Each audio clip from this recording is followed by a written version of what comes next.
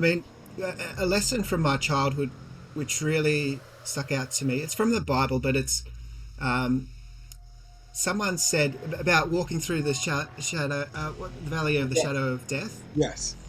And I remember a preacher just saying, "You might walk through these seasons, but don't set up camp there. Keep on moving." Good afternoon, good day, good evening. I don't know what time you're listening or where you're listening from. It's your boy, your host, NaRon Tillman, and you are with me for another episode of Walk in Victory. Speaking of victory, walk. Warning! This is a public service announcement. The Walk in Victory podcast is where we have conversations purposed to evolve lives. You may not want to evolve. Then tune into another bleeping podcast. Everyone else, enjoy the show. And here's our host. Good afternoon, good day, good evening. I don't know what time you're listening or where you're listening from, but I do appreciate the fact that you are listening. It's your boy, your host, NaRon Tillman, and you are listening to me on another episode of Walk in Victory. Speaking of victory walks, I know you're getting tired of hearing me have these conversations about AI and all of this other stuff, but today we're going to take a different twist in AI. I'm not going to beat anyone up. I'm not going to say you need to be an early advocate or anything like that. But this is kind of in my wheelhouse because one of the other messages that I'm getting out when I go on interviews on other shows is that, and I talk with my hands, so if you're watching, then I'm not doing kung fu, is that there's a humanitarian portion of this innovation or evolution, is I'm calling it the AI evolution, that cannot be overlooked. If you don't like an aspect of it, learn the science, get the knowledge, and come on the other side. It's not going to go anywhere. We've already seen that through tech, telephones, and all that stuff, how it affects the brain. There's going to be science that comes out to talk about how AI affects the brain. But don't just say it's the devil or it's not healthy, or like use information that supports the argument, because there's room on both sides of the floor for both arguments. I believe that if someone was to rise up on that other side of the argument and show the unhealthy side of tech or AI, they can be a real ambassador. That doesn't mean that they're right or wrong. It's just that people like varied opinions. I'm going to give you a simple pleasure and then I'll bring in my guest. I grew up thinking that wrestling was real. And I'm fascinated with, there's a series that comes out and it talks about the unhealthy side of wrestling. And they take the public figures from the time when we thought wrestling was real. It would not work if they took new wrestlers and all that, because at that time, they wasn't trying to make a facade that wrestling was real. They would have to take the new wrestlers, and create a new lane for them, because by then we all knew that they was playing a role. But it works towards this generation because the dark side, they call it dark side of the ring. It works to this generation because we brought in to the cool. We were all drinking the Kool-Aid. We were thinking that Hulk Hogan and Andre the Giant really didn't like each other. Bob Backlund was really, and they all hung out together. So what I'm saying is, if you're listening to this podcast, and I hope you are, is that I'm going to go on both sides of the conversation. I'm an advocate for online and I'm AI, but I'm also understanding that there may be some worldviews that will push back. But today I'm going to have a humanitarian conversation centered around how we can use AI, and this is a lane, how we can use AI in a way where we can still be human and loving and kind as if we are to one another. How you doing, Wes? Really good, NaRon. It's fantastic to be on your podcast today, Walk in Victory. I love the concept of Walk in Victory as a podcast, and so excited to share some of my journey, some of the things I learnt the hard way as well in terms of AI.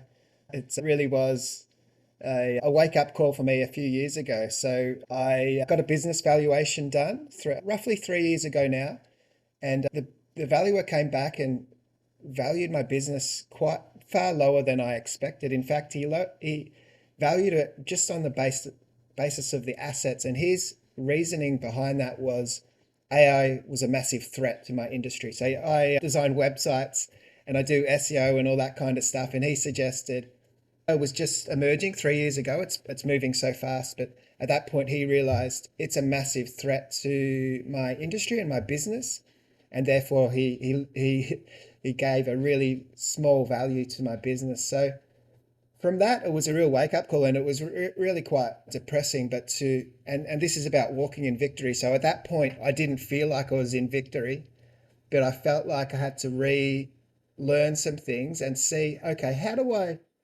introduce AI into my business without losing who I am, the human element, because I'm a relational kind of guy. I like people, I like relationship, I like being authentic. These are my core values. So I didn't want to lose or dilute any of my core values and who I am, introducing AI into the business. So I needed to create that balance and figure out how do I use it as a tool rather than become generic and bland. And that's the danger. AI defining who we are as opposed to us using it as a tool to amplify our voice, which is an incredible advantage if you can get it right. So I'm glad that we starting here. You just jump right into it. so so here's the thing that I say. If I'm thinking on a level 10, AI can amplify that by 10,000 maybe. Let's use conservative numbers. AI can amplify that by 100. If I'm thinking on level 5, AI can amplify that by 100. If I'm thinking on a level 1, AI can amplify that by 100. It still uses our personality. Is not here to replace us. It only amplifies. It's like it's like having an astute assistant coming straight out of Harvard that everybody pegs as a world genius. It's not going to hurt you to have run your ideas by them. It's only going to help you to amplify your ideas and see it from a different perspective. Yeah, 100%. And so the real so because we're doing websites and people produce content oftentimes through ChatGPT or whatever, Gemini, whatever they choose to use, if you're not leading it, it's leading you in terms of concepts and thoughts and ideas. So a lot of people just jump straight in and say they realize they need to publish more content on their website, their blog, because it helps with Google and search engine optimization and all that stuff. So they realize we need more content. They just jump in and ask for an article about whatever it is they do. Well, it's just pulling in the average. It's the average of what everyone else has said, but none of us want to be average. We want to be leaders in our space, and we want to bring something new and authentic. So the other way around it is to introduce the concepts and the ideas to the AI, but the AI can help you articulate it in a cleaner way so people can understand it, and also to syndicate that information across the board in different mediums and different techniques and technology. So it's your message, it's absolutely yours. And this is where I think people go wrong. So we're the leaders of the AI. The AI shouldn't be leading us in terms of thoughts and ideas and concepts, values. I think being a value-led person, I'm a business person, being a value-led business person is critical in this time, because if you're not, you'll be led by the AI. And who knows where that's taking us? It's just taking us to a generic world where we want to be exceptional and be really value-led, I believe. So you brought up the evaluation and how you personally felt, and anybody who built something we always overvalue. It's like the guy selling the car and like, I just put an engine in it. Like, yeah, but it's still a old Buick. So, but how did you pick yourself up and I want to get to the humanitarian side. Pick yourself up and say, these are the things that I need to add to my company in order Yeah. to make my company stronger. And why was that important to you, as opposed to saying, F this guy, this is what I believe my company is worth. Yeah. And Well, you don't have to it say F, was. you can use the whole word, sorry. Yeah. So I mean, it was a wake up call, and he was right. If I didn't introduce some of these things, eventually my business would be at jeopardy because the technology would overtake what I was providing to clients. But the to some of the core things that I did early on, particularly because I use it to produce content for my own website, but we do it for clients as well. But to get my own voice right, so whatever it's writing on my behalf, it's we've got I've got prompts that I've specifically designed, so it's going to write exactly how I would have written it anyway. So that's your voice, how you say things, but then your message is the other aspect of that. So there's key elements in my beliefs around business and the service offering that I provide, and they're somewhat different to others. We're always unique. That's what makes us human. So my unique way of communicating, but my unique message as well. So it knows my foundational key pillars, those two pillars, and anything that I produce is on the back of that. So my humanity is again leading the content production. So I'm not losing myself in it, and I try to.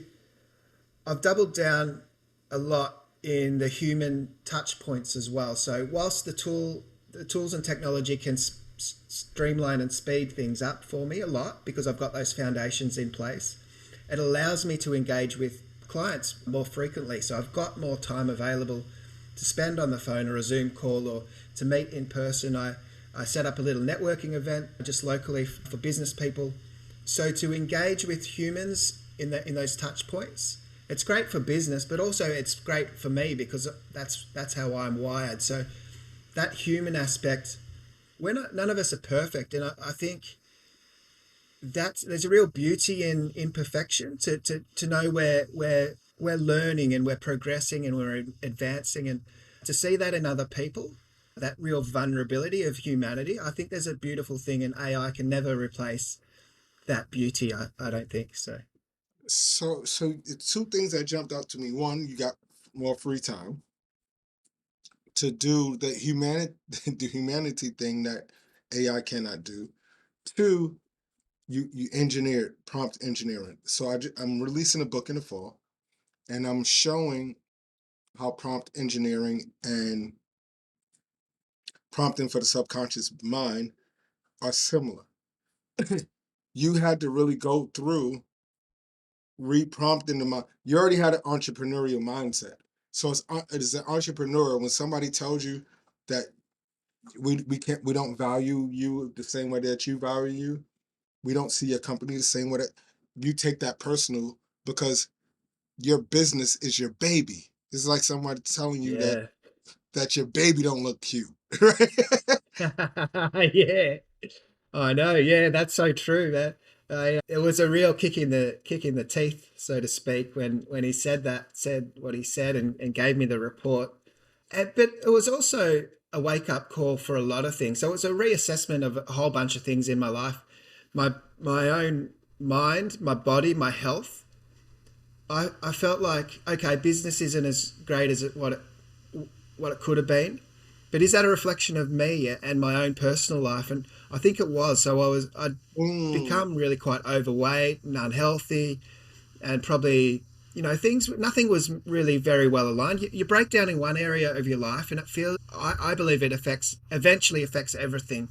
You've got to be holistic about how you approach life and business, and every key element, family, and everything interacts together. So I started working on my physical health. I went to the gym more frequently. I lost a bunch of weight. I got healthy. I ate better food, all these sorts of things, but also worked on the business. So it was a real wake up call. And I've just reported the best financial year ever. Off the back, I'd like to get a new valuation, just because I mean things have phenomenally improved, and so things are transformed. I truly am walking in victory in a greater way. There's always greater. There's always more. There's always greater to come, but far better than it was 3 years ago. So I'm making good progress. And we don't like to lay on the negative side, but I'm glad that I did, because if I wouldn't have prompted you to talk about what you did subconsciously. And this is going to Yeah, be my last question about that, because we have a lot of thought leaders in religious institutions and all of those things. When they take personal failure personal, the church may yeah, not be growing, the family life might, and they start to self-medicate through foods, the yeah. external substances, and all of those things. And I know this is not your field of expertise and what we're here to discuss, but you opened this door and I got to jump in it. Talk Yeah, about yeah, cool. talk about the correlation when you're feeling as if you're not meeting the mark, and now the instead of 2 slices of pizza, I'm eating 4. Instead of 1 beer, I'm Yeah, having 5. Because we need to do yeah, what? What's happening there? yeah, yeah. That's so true. So we're trying to mask the failings and flaws by. It's almost like you're changing your state. If you overeat, you're just trying to change something within you, and it might overeating or over drinking or whatever the case may be. You're just trying to change who you are, really. Subconsciously, you're probably just trying to make an adjustment, but in an unhealthy way. I mean, a lesson from my childhood, which really stuck out to me. It's from the Bible, but it's someone said about walking through the the valley of the Yeah. shadow of death. Yes.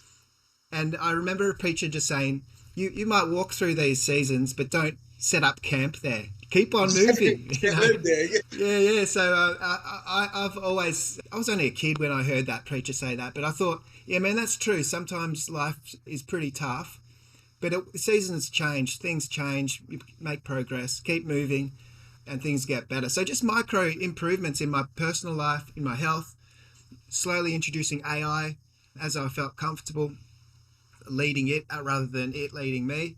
And yeah, business, as I said, everything improved. So it's been exciting times.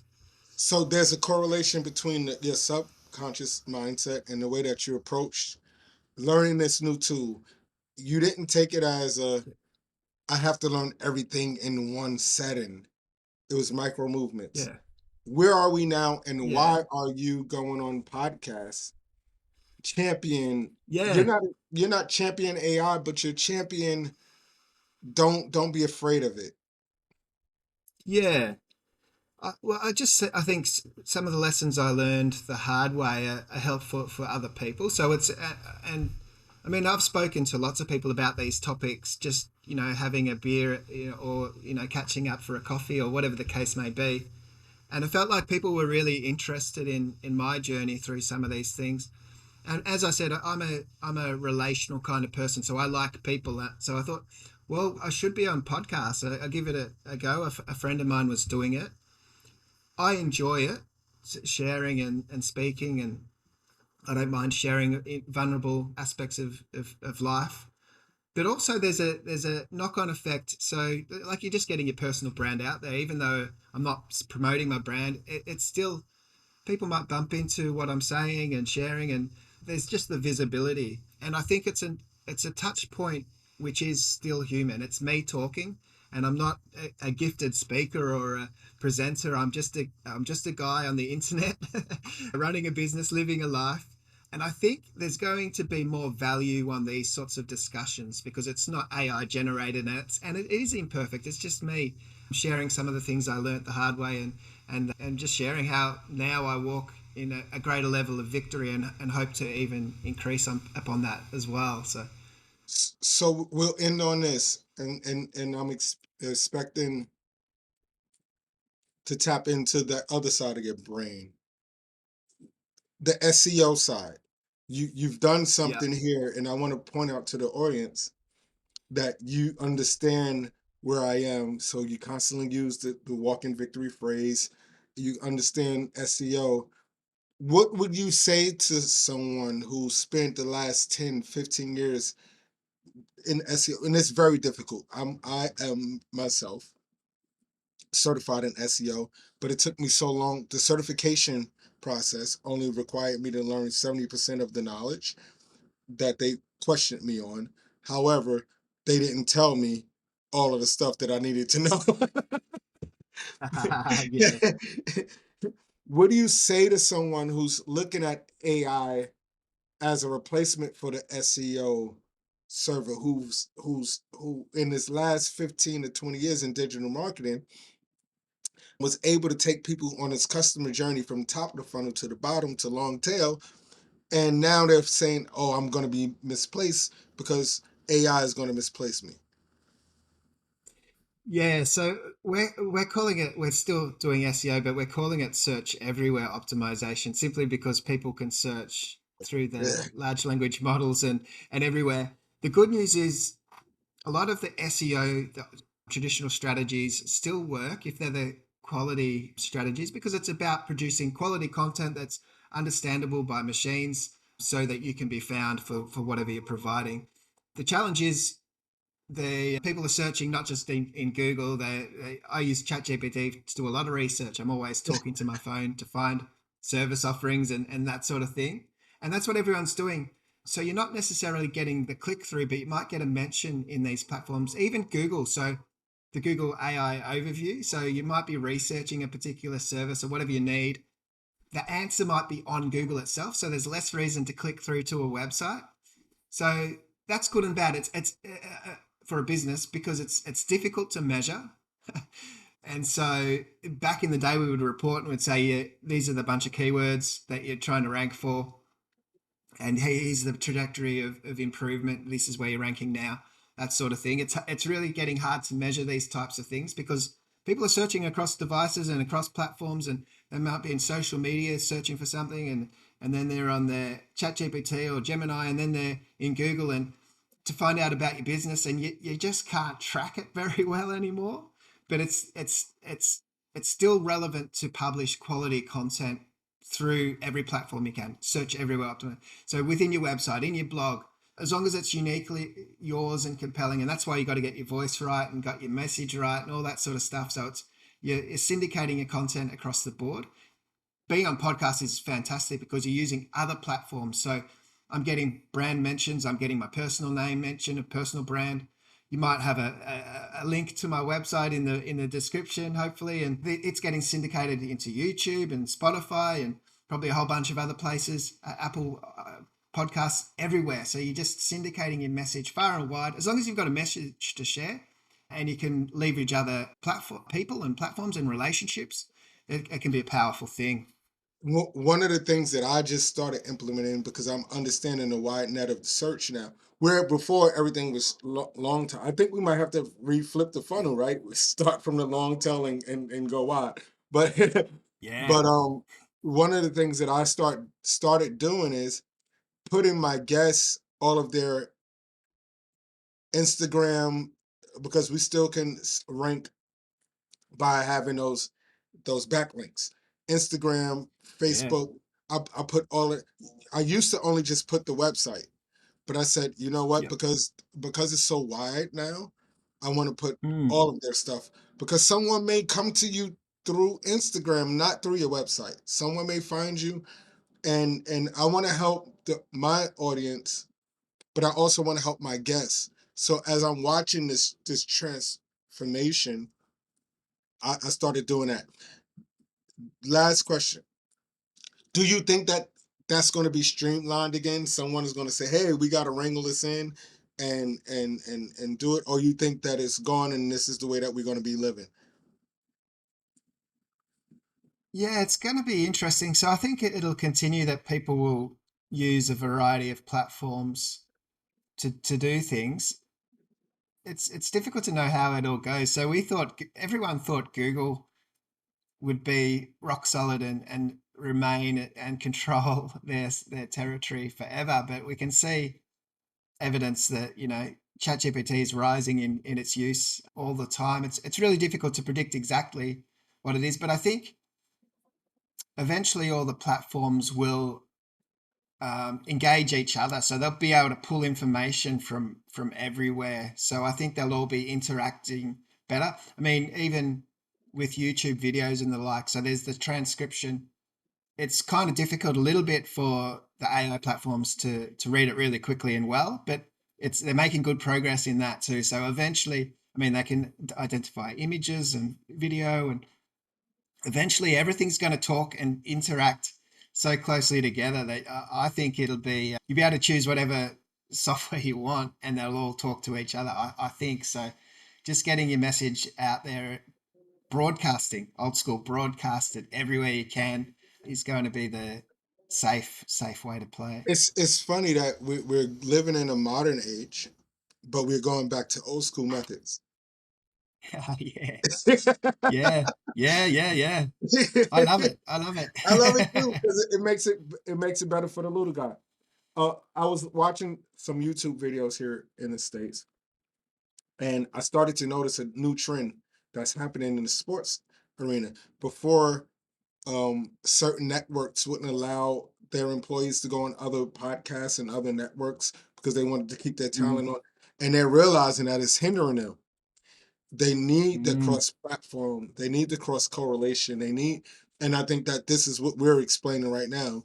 You need the guy from the soccer that runs the big soccer league to talk to the guy that runs the small soccer league, because the guy that runs the small soccer league has an audience that you can really relate to and talk to.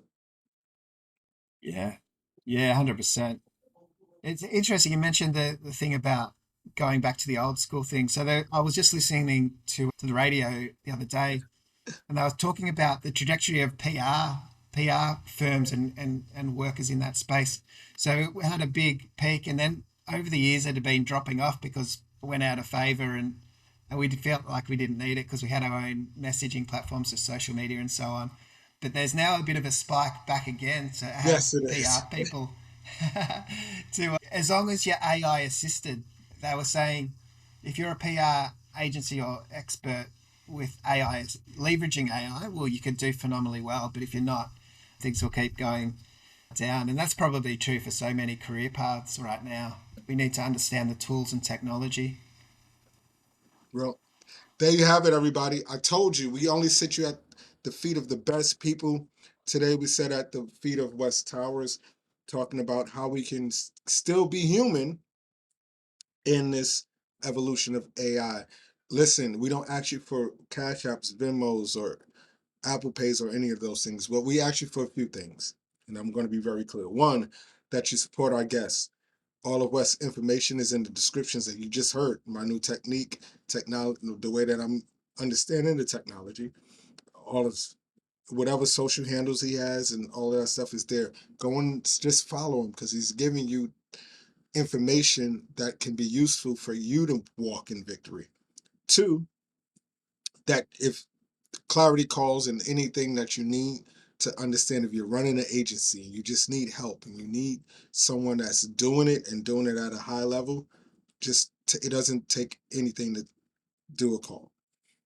Three, that you go to our website, walkinvictory.me, sign up for our mailing list, so when our book comes out this fall, I can email you and let you know that the book is out.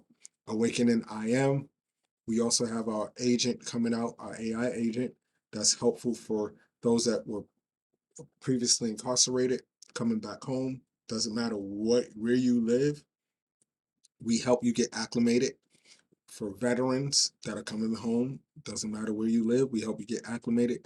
And for people that desire to be entrepreneurs, and we know that this big beautiful bill we just passed, we have millions of people that haven't been to work in years that has to go back to work. We have assistance for all of those people, because we want everybody to walk in victory. Enjoy the rest of your day. Don't walk with your head down. Don't walk making excuses. You got Wes, you got myself, and our whole Walk in Victory family to help you in your journey. Enjoy the rest of your day. Peace.